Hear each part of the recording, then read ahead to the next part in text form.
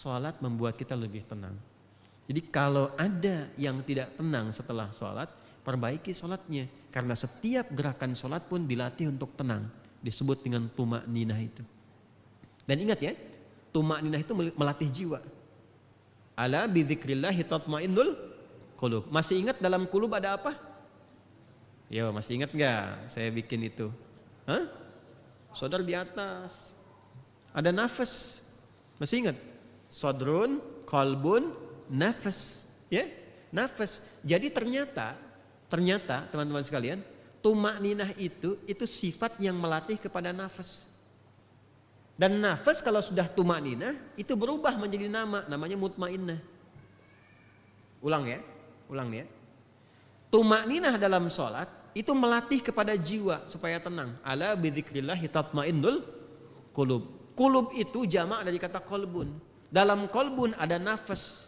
Dalam nafas ada takwa dan fujur. Wa nafsi wa ma sawwaha fa alhamaha fujuraha wa taqwaha. Jadi tuma'ninah itu melatih jiwa supaya tenang. Jiwa itu kan nafas. Kalau jiwanya sudah tenang, punya sifat tenang disebut mutmainnah. Itu mahal. Mutmainnah itu terbawa sampai meninggal. Dan itu garansi kemuliaan kita di hadapan Allah, itu jiwa yang tenang itu. Latihannya lewat sholat. Jadi kalau orang sholatnya benar, itu meninggalnya pun dijamin tenang.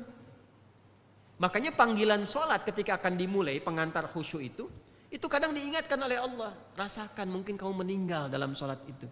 Itu ada isyarat di Quran surah kedua Al-Baqarah di ayat 45 sampai 46. Wasta'inu bis sabri was salah wa innaha lakabiratun illa 'alal khashi'in. Siapa khashi'in di situ? Ayat 46. Alladzina yadhunnuna annahum mulaqu rabbihim wa annahum ilaihi raji'un. Kata Allah, kalau ingin khusyuk, sederhananya, siapkan dirimu untuk menghadap kepada Allah.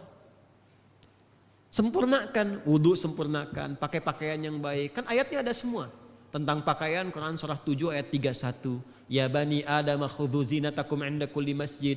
Hai anak cucu Adam, kalau sudah tiba panggilan dari masjid, siapkan pakaian terbaik.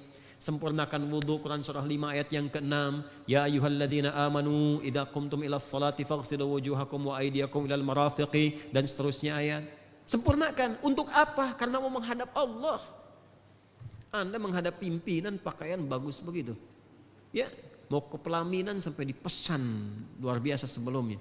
Ya, datang ke pesta bahkan dijahit jauh-jauh hari sebelumnya. Ini memenuhi panggilan Allah yang sangat luar biasa. Akan mengabulkan permintaan kita, memaafkan, mengampuni kesalahan, membebaskan kita dari keburukan. Kenapa enggak ditampilkan yang terbaik? Nah, setelah itu rasakan wa annahum ilaihi raji'un. Tenangkan hatinya sebelum menunaikan sholat.